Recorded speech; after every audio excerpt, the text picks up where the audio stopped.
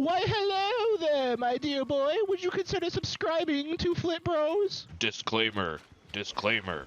Nightingale is currently in early access, meaning anything shown, talked shit about, bitched about, and or whined about is subject to potential change and may not reflect the quality of the game upon full release. Playing Nightingale makes you feel like the grown-up version of a little English paper boy who says, "Extra, extra, read all about it," and passes out newspapers to people on the street corner. Nightingale is a survival game according to Google, but it's also definitely an RPG because there's stats that you get from gear. It's a hack and slash, it's kind of a shooter, and a fighting game is what I'd throw on here to describe it. Being in early access, there's not much info to go on, so Google gets a pass this time around. The game's being developed by Inflection Games. The story is this. In a Victorian-themed reality, humans and fey creatures were living in harmony for centuries. While it's living in harmony, humans figured out how to do magic and created some crazy-ass magical city called Nightingale.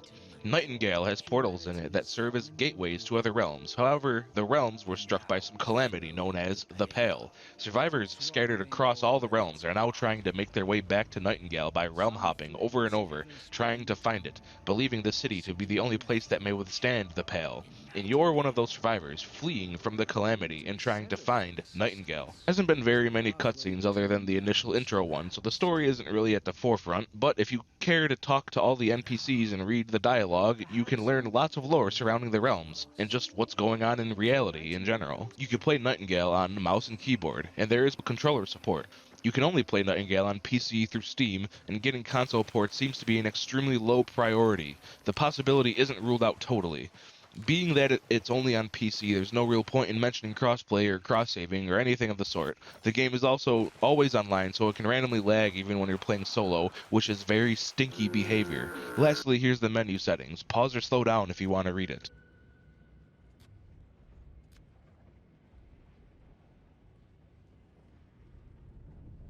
Game looks good when it works properly. I describe it as a bit lower than a AAA game. Textures and shaders can sometimes act up like this tree in the distance, which can be written off as early access fuckery. Audio ambiance is also nice with the frogs and other creatures that you hear during the night. PC requirements are a little thick, with the recommended card being an RTX 2060 and 70 gigs of storage required. Also, an SSD being a requirement is really lame. The game basically flows like this. You go from place to place, making camps and or large structures to live in. You fight shit, gather resources, and then use said resources to craft the next tier of item. And you do this until the end of time, getting incrementally more powerful as you go. But it's a survival game, so you need to manage hunger and sleep, and you get to make sick bases in a bunch of different realms that you travel through. And now the mechanics and specific things you can do. You can jump, you can crouch to be sneakier, you can sprint, you can dodge out the way if you hold a one-handed weapon, or block if you have a two-handed weapon. If you get stuck, call your stepbro to help you get unstuck, but make sure you turn the volume down first. If you know what I mean. You can become over and cucumbered from carrying too many cucumbers because you've got little chicken legs and need to stop skipping leg day. You can take a long rest at your bed thing to make it daytime if it's dark, or take a short rest to refill your exhaustion meter. When it gets dark, enemies become more abundant. If you die, you lose everything in your inventory, but nothing in your hotbar. You can find favors of power which give you a buff like super jumping. If you spend time under a shelter you get the relaxation buff, which does this. Read it if you care. If you fall off a cliff like a dumbass, you sprain your little ankle and get this effect for a while. Swamp water is poisonous, and if you stay in it too long, you get AIDS, which slowly kills you. Getting wet causes you to regen stamina slower. Stand next to a fire to dry off. You can eat things that are in your offhand. You can use whatever's in your main hand, such as an axe for tree or bad guy cutting, a pickaxe for rock breaking, or climbing picks for some climbing. Gather resources like little rocks, sticks, mushrooms, and many more. Talk to NPCs to learn lore, get main story and side quests, or go shopping. Open up your guidebook to learn about traders, your quests, and all of the things you can craft, build, pick up, and do. Lastly, for this section, there is magic in the game, but I didn't get to it, so you're gonna have to settle for this to describe a couple spells. There is gear you can craft. Early on it's bullshit, but later you start to get actual effects like this. Anyway, here's all the gear you can put on. You got a hat, a poncho thing, a cloak, a shirt, some pants, some gloves, and some boots. All of the gear you put on affects your stats on the right. Your gear affects your gear score, which can gatekeep you from progressing.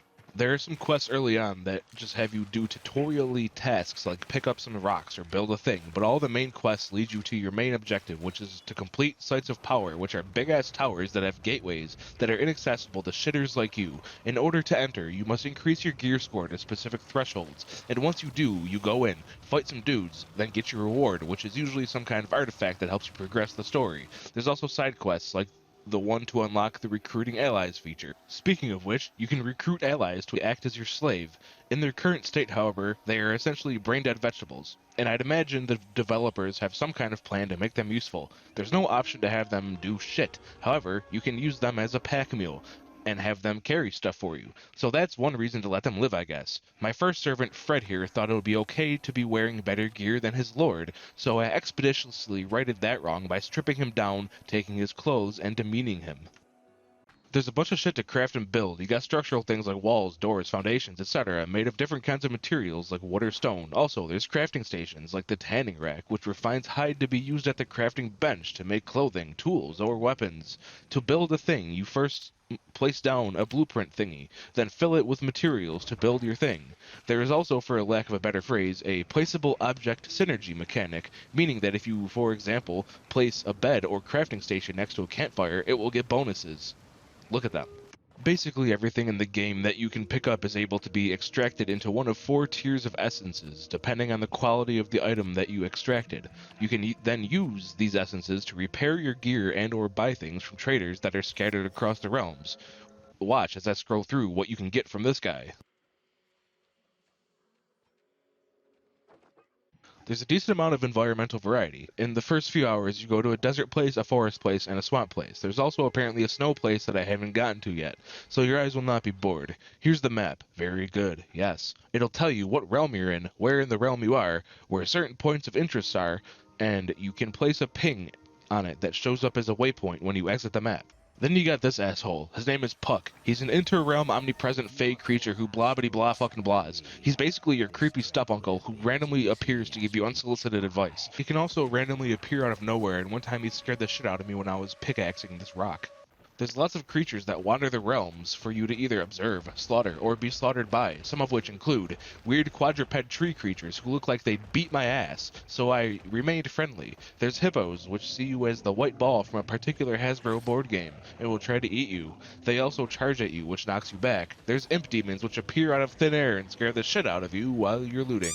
There's some little floaty gold church-looking things. There was a lot of them, so I didn't want to find out what happens when you dare to trifle with them. There's a bunch of bosses as well. I'm not going to spoil them, but according to Google, every boss has different mechanics, and every fight is unique. I know, I read them. The max players that can play together is currently 6. You can't join random people's lobbies. The only way to join a game is through Steam invites. There isn't much potential for griefing. Also, you're likely going to be playing with IRL friends or random people from a Discord group, so I don't know why you'd want to, but you can be a dickhead and just destroy structures and crafting stations you all built together. Lastly, you can communicate to other players through voice chat and text chat. However, when I tried using text chat, I got an error message, so I spent about 5 minutes trying to figure out how to make text chat work, and that was too much work, so I stopped. I was unable to find any microtransaction menu, so cosmetics or anything else like that is not a thing as of right now. All you can do to change your appearance is the character creation menu, which is pretty customizable, and then whatever gear you wear. The game is still in hyper early access right now, so there's going to be a bunch of things that aren't refined and bugs. Right now, combat is kind of brain dead aside from bosses. It also just feels janky. Like, look at the hippo animations. It stands to the side and, like, charges with its body in an unnatural position. There's some texture and or shader issues, like that tree randomly bugging out. There was a couple funny moments, like when I got the Jumpy Boy power-up and I was able to bypass the doorway to a site of power, then got creme bruleed by some high-level dude with a flamethrower, and when I respawned, I couldn't get into the site of power to retrieve my corpse, so I lost everything I had, and the waypoint was stuck there forever.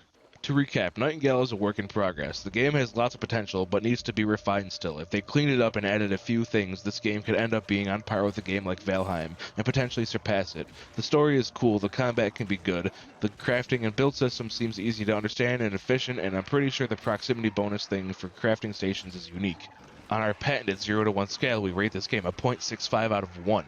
Once they get things refined, release the full game, and add a bit of content, this game can easily be a 0.84 out of 1, but I can't rate it that high in its current state. If you enjoyed this no bullshit review of Nightingale, please craft a way for you to press the like button, build a relationship with us by commenting, and subscribe for more of the same content. Thank you, good night. And doing an oil change yourself is actually pretty easy. All you need is a socket set, a new oil filter, a container to catch the old and dirty oil, and Google. Save yourself some time and money, and try it.